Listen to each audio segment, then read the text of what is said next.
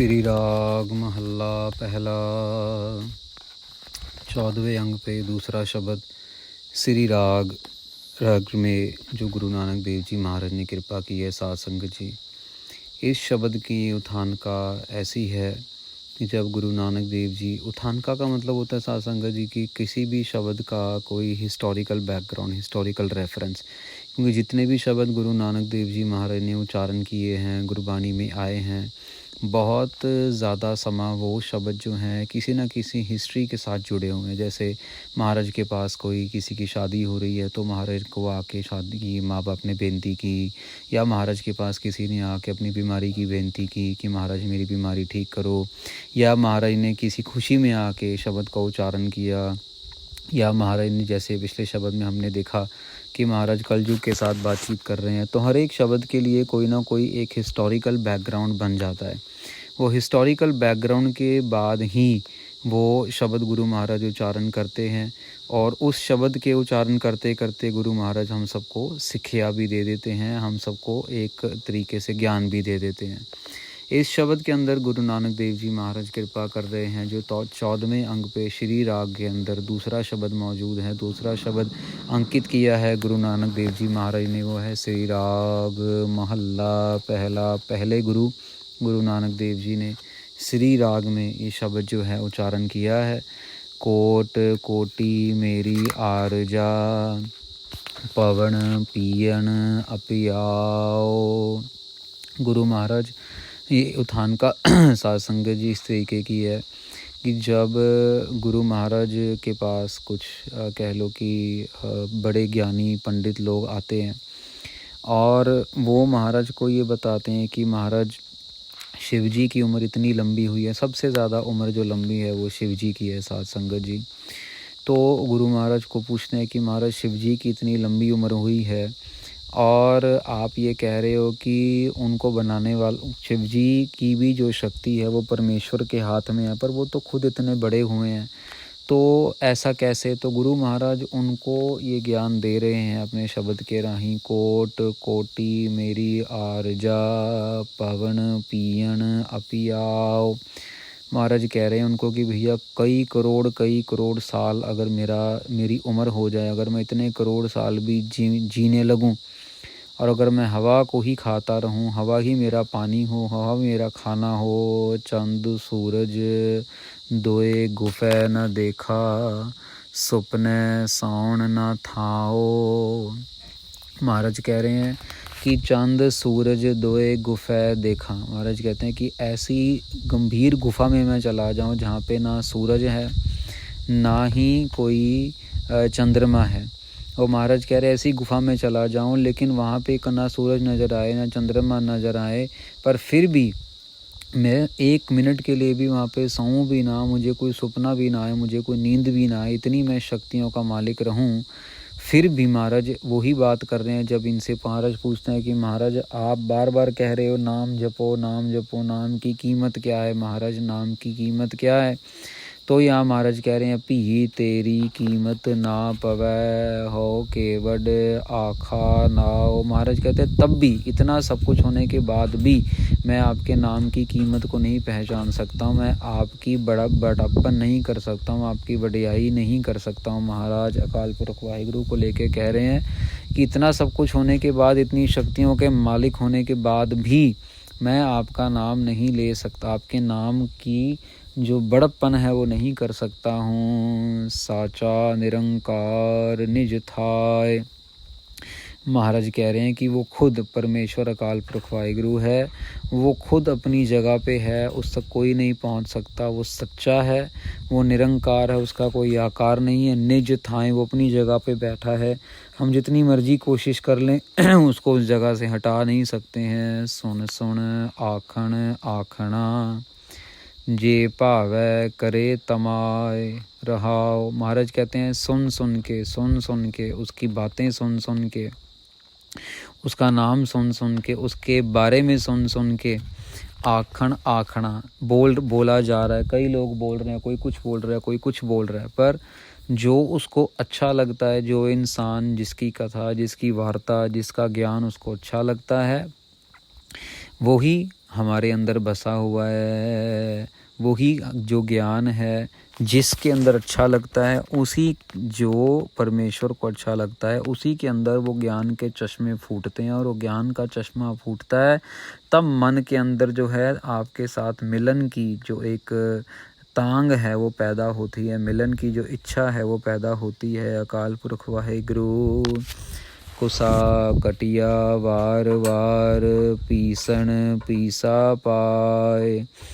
महाराज कह रहे हैं काट काट के अपने आप को बार बार कुसा कटिया, मतलब समझ लो कि जैसे एक लकड़ का पीस हो और या कोई किसी के शरीर का टुकड़ा बार बार बार बार बार बार कट दो उसको, जैसे चावल का दाना हो या आटा गेहूं कड़क का दाना हो, अगर उसको बार बार पीसा जाए और उसे आटा बनाया जाए, तो महाराज कह रहे हैं ऐसे अपने आप को काट काट के भी उसके सामने रख दिया जाए।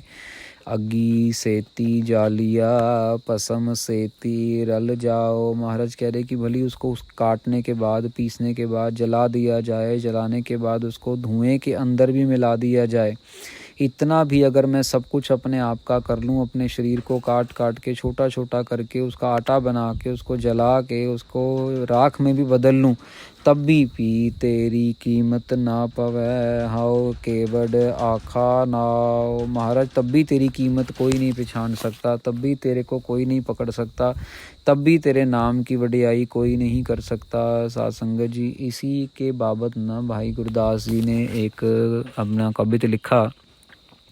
भाई गुरदास जी उसमें लिखते हैं, हम लोग जब पढ़ते हैं तो उसका मीनिंग ये बनता है साध संगत जी, काट काट सिखन के चरण पर वारी है। भाई गुरदास जी को भाई गुरदास जी ये समझाते हैं कि महाराज ऐसा समय जब आएगा ना, जब मैं आखिर में जाऊंगा, जब मेरी कह लो कि मौत हो जाएगी, जब मैं आपके चरणों में आऊँगा, तो मेरे पे एक कृपा करना, एक बहुत बड़ी कृपा करना महाराज मेरे पे। कौन सी कृपा करना? महाराज कहते हैं कि भाई गुरदास जी कहते हैं महाराज आपके चरणों में बेनती है कि आपने एक ऐसी कृपा करनी है जिस कृपा के अंदर जब मैं चला जाऊंगा, तो जब मेरी शरीर को जलाया जाएगा, जो मेरी शरीर को जलाने के बाद जो मेरी राख होगी, जो मेरी अस्थियां होंगी, महाराज वो कृपा करके अपने धर्मशाला वाले रास्ते पे बिछवा देना। महाराज कृपा करना। क्यों? क्योंकि जब आपके राह पे आपके दर पे कोई सिख गुरसिख जब आएगा माथा टेकने के लिए, तो मैं मरने के बाद भी उनके कदमों के नीचे रहना चाहता हूँ, ताकि उनके कदमों की वजह से, उनकी चरण धूड़ी की वजह से मेरा मरने के बाद भी पार उतारा हो जाए। कितनी नहीं मरता साध संगत जी, और हम जीते जी छलांग मारते रहते हैं, छाला मारते रहते हैं आप, लेकिन हमारा क्या बनेगा साध संगत जी। तो महाराज यहाँ पे बहुत निम्रता में आके बात कर रहे हैं, वही बात कर रहे हैं, काट काट के अपने आप को राख बना लेंगे, फिर भी कीमत नहीं पता लग सकेगी। पंखी होए कै जे भवा सै आसमानी जाओ। महाराज कह रहे हैं अगर मैं मेरे को पंछी बना दो और मैं बहुत दूर दूर तक जाऊं, कई सैकड़े आसमानी जाऊं, मतलब कई सैकड़े, मैं ये समझ लो कि स्वर्गों में भी चला जाऊं। नदरी किसै न आवऊ ना किछ पिया न थाओ। मैं किसी को नज़र भी ना आऊँ, ना मैं किसी को नज़र आऊँ, ना मैं कुछ खाऊं, ना मैं कुछ पीऊँ, कुछ भी ना हो, मैं बस बिल्कुल हवा का रूप ही बन जाऊँ, कुछ भी ना हो। इतनी शक्ति आने के बाद भी, ऐसी अवस्था प्राप्त होने के बाद भी महाराज पी तेरी कीमत ना पवै हाओ केवड आखा नाओ। महाराज आपकी कीमत जो है फिर भी हम नहीं पा सकते हैं। महाराज आपके नाम की कीमत कैसे पा सकेंगे, कैसे हम कर सकेंगे? महाराज कृपा करो। ये सब निम्रता की बातें हैं साध संगत जी, ये ढोंगी लोगों की बातें नहीं है जो दिखावा करते हैं, जो लोगों को नीचा दिखाते हैं, जो अपनी गलतियों का पर्दा डालने के लिए दूसरे लोगों की अच्छाइयों को भी बुरा बना देते हैं। उन लोगों की बातें नहीं है ये बातें हैं साध संगत जी परमेश्वर की, अकाल पुरख वाहिगुरु की बात है ये उसी को समझ आएगी जिसके अंदर निम्रता का छोटा सा भी अंश होगा। ये बात उसी को समझ आएगी साध संगत जी। आगे अभी आखिरी चौथी पार्ट में शब्द के चौथे हिस्से में बोल रहे, नानक कागद लखमणा पढ़ पढ़ कीचै भाओ। महाराज कह रहे हैं कि कई लाख मन होता है ना साध संगत जी, 42 किलो का एक मन होता है। महाराज कह रहे हैं कई कई लाख मन अगर कागज़ मिल जाए, कागज़ के ढेर भंडार के भंडार मिल जाए मेरे को, पढ़ पढ़ कीचै पाओ, जे मैं पढ़ता रहूं और मुझे भाव समझ आए आपका मसू। तो देखो कितने सारे एग्जाम्पल दे रहे हैं परमेश्वर गुरु नानक देव जी महाराज अपने खजाने में से।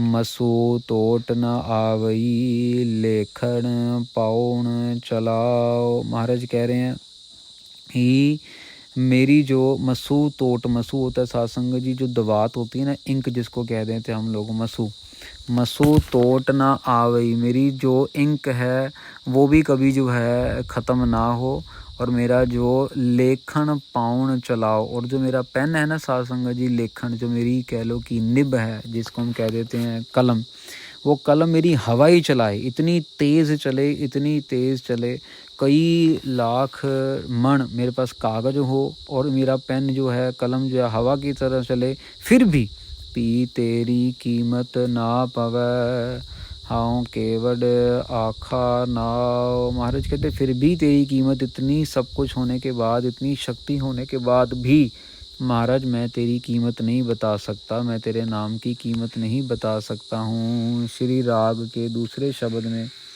गुरु नानक देव जी महाराज ये कृपा कर रहे हैं साध संगत जी। एक्चुअल बात पता है क्या है साध संगत जी, इन शब्दों में महाराज ये समझा रहे हैं कि नाम की कीमत कितनी बड़ी है, और ये भी बता रहे हैं कि नाम से बड़ा कुछ भी नहीं है। यहाँ पे महाराज ने सूरज, चंद्रमा, पेन, दवात, सब कागज़, सब कुछ छोटा कर दिया, नाम को बड़ा कर दिया महाराज ने। आप समझने की हमने ये कोशिश करनी है कि अपने आप को काट के भी रख देंगे, फिर भी नाम की जो कीमत है वो बहुत बड़ी मानी जाएगी, नाम छोटा नहीं है। बस ये समझने की ज़रूरत है कि वाहेगुरु वाहेगुरु वाहेगुरु का नाम, और ये नाम का मतलब कितना बड़ा है साध संगत जी, बस यही अपने दिमाग में डालना है। कोई भी नाम लिया जाए, ऐसा नहीं कि एक ही नाम, एक ही अक्षर है, नाम उसके अनेक हैं, वो तो एक ही है। कीन रूप अनेक, महाराज कह रहे हैं उसके रूप अनेक हैं, नाम तो उसका एक ही है साध संगत जी। पर बात यही है कि हम लोग जो जिस तरीके से लेते हैं, जिस तरीके से समझते हैं, वो हमारी अलग अलग है। कोई सिर्फ पदार्थ के लिए उसका नाम ले रहा है, कोई परमार्थ के लिए उसका नाम ले रहा है। हमें परमार्थ को आगे रखना है। परमार्थ मतलब परमात्मा आ गया, रिमोट कंट्रोल आ गया तो टीवी का कोई मर्जी चैनल चला लो, पर अगर टीवी के आगे जाके उसको एक एक करके चैनल बदलोगे करोगे तो कई घंटे लग जाएंगे, और वो चैनल तक पहुँचते पता नहीं कितनी देर हो जाएगी। रिमोट को पकड़ लेते हैं, रिमोट हैं धन धन श्री गुरु ग्रंथ साहिब जी महाराज, जिनकी पास सारी शक्तियों के चैनल हैं, जिनकी पास सारी शक्तियों की वॉल्यूम के बटन हैं, जो बहुत बड़े खजाने हैं गुणों के। बस उनको पकड़ना है, उन तक पहुंचना है, और उसके बाद सारा खेल उनके हाथ में थमा देना है। साध संगत जी अपना भाव, अपनी श्रद्धा इतनी बढ़ानी है कि उनसे आगे कुछ नहीं, उनसे पीछे कुछ नहीं। बस जिस मर्जी ईश्वर को माना जाए वो एक अलग बात है, कोई धर्म को मान रहा है, कोई धर्म को मान रहा है। अब हम यहाँ पे शब्द गुरु का प्रचार कर रहे हैं तो हमें शब्द के दायरे में रह के ही बात करनी होगी, और शब्द बात करता है एक अकाल पुरख वाहिगुरु की। शब्द बात नहीं करता किसी भी वहम भरम की, बिल्ली रास्ता काट गई तो नुकसान हो जाएगा, ये हो जाएगा, तो ऐसा शब्द नहीं मानता है बिल्कुल भी। तो इसीलिए हम भी उस चीज़ को नहीं मानते। शब्द हमें आज्ञा नहीं देता कि हम पाखंड को प्रचार करें। शब्द आज्ञा देता है कि बैठ के जाप किया जाए, कीर्तन किया जाए, शब्द का अभ्यास किया जाए, वाहेगुरु वाहेगुरु वाहेगुरु वाहेगुरु का अभ्यास किया जाए, ताकि हमारा लोक और परलोक जो है वो सफल हो सके।